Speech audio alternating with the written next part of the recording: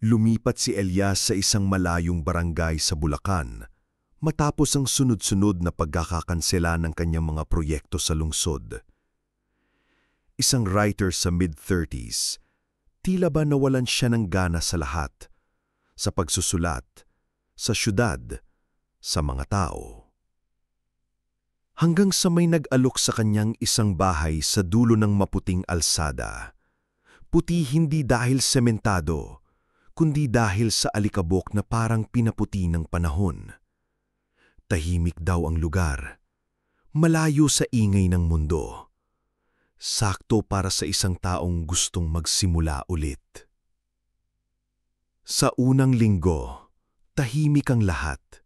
Wala masyadong kapitbahay maliban sa ilang matatandang bihira ring lumabas. Mabagal ang oras, malamig ang gabi, at sa unang pagkakataon sa mahabang panahon, nakatulog si Elias ng mahimbing.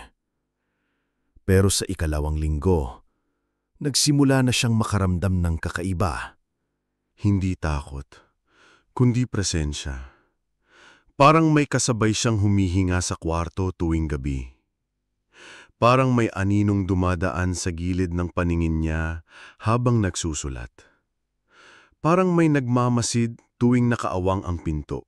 Minsan, habang nagsusulat ng bagong kwento tungkol sa isang batang nawawala, bigla na lang niyang narinig ang yabag mula sa itaas ng bahay. Mabigat, mabagal, paulit-ulit. Wala namang pangalawang palapag ang bahay. Tumigil siya sa pagsusulat. Pinakinggan.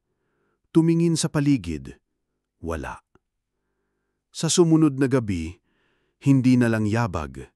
May tunog na rin ng gamit na hinihila at tila ba may kalansing na parang pinggan o kutsilyo.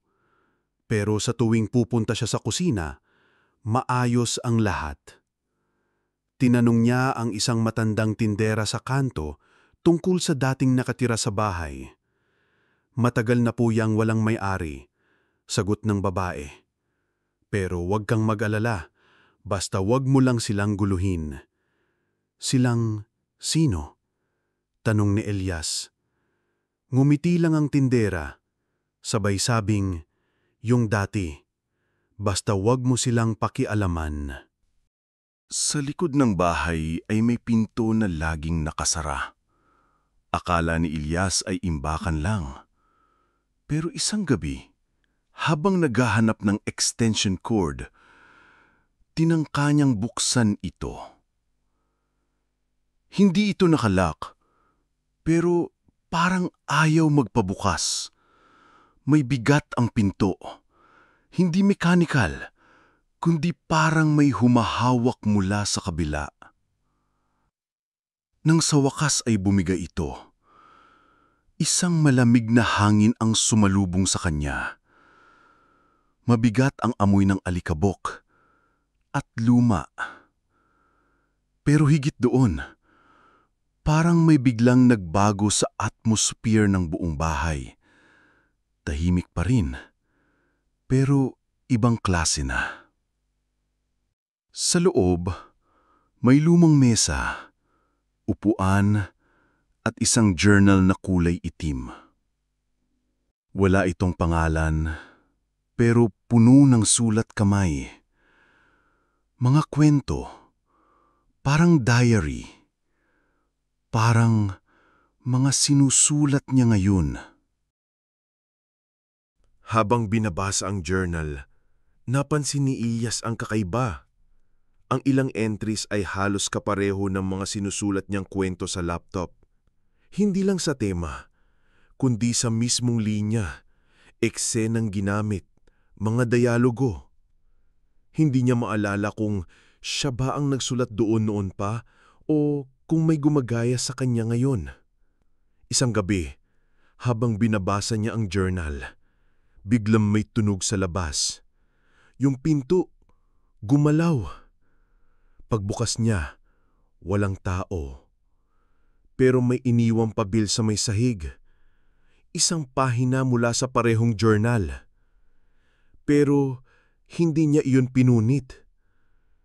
Kinabukasan, hindi na niya mahanap ang journal sa loob ng kwarto. Nawala ito. Parang wala talaga ito sa una pa lang. Simula noon, may pakiramdam na si Ilyas na hindi siya nag-iisa. Kapag humihinto siya sa pagtatype, pakiramdam niya may nakatingin mula sa likod. Minsan, parang may refleksyon sa bintana na hindi tugma sa kilos niya. Sa isa pang gabi, nakatanggap siya ng email mula sa unknown sender. Walang subject, ang laman lang ay, "Hindi mo sila nilikha, binuksan mo lang ang pinto." Sinubukan ng balewalain, pero sa mga sumunod na araw, kahit saan siya tumingin, may mga detalyeng hindi tugma sa inaasahan. Isang larawan sa dingding na dati wala roon. Isang sulat sa mesa na hindi niya maalalang isinulat. At isang recording sa laptop niya, boses niya, pero hindi niya naaalalang sinabi iyon. Ano bang totoo? Sa loob ng ilang araw, pinilit ni Elias na baliwalain ang lahat. Pero habang iniiwasan niya ang journal, mas lalong tila lumalapit ito sa kanya. Sa isang umaga, pagbangon niya, may nakadikit na pahina sa screen ng laptop niya. Isang pahinang may sulat kamay na eksaktong kapareho ng kanyang panaginip kagabi. Sa sulat, may linyang bumulabog sa kanya. Nang ilagay mo ang kwento sa papel, nagising mo sila. Wala siyang matandaan na panaginip, pero habang binabasa ang mga salita, dumarating ang mga larawan sa isip niya. Sunod-sunod. Isang babae sa likod ng kurtina. Isang batang lalaki sa ilalim ng mesa. Isang lalaking nakatitig sa kanya habang natutulog siya. Sinubukan niyang i-record ang sarili habang natutulog. Pagkatapos ng 3 gabi, sa pang-4, may naitala. Isang video kung saan bumangon siya mula sa kama pero nanatiling nakapikit. Naglakad siya papunta sa kwarto sa likod at nawala sa frame. Sa dulo ng video, narinig niya ang sarili niyang boses. Kailangan mong tapusin ang sinimulan mo. Pero hindi siya nagsalita. Hindi niya maalala. At nang balikan niya ang video, wala na ito. Deleted. Nabura nga ba o wala man ang talaga ito sa simula pa lang? Sa muling pagbisita ni Ilyas sa silid sa likod ng bahay, natagpuan niyang bukas na ang ilaw. Ngunit hindi niya maalalang binuksan ito. Sa gitna ng mesa ay naroon muli ang itim na journal.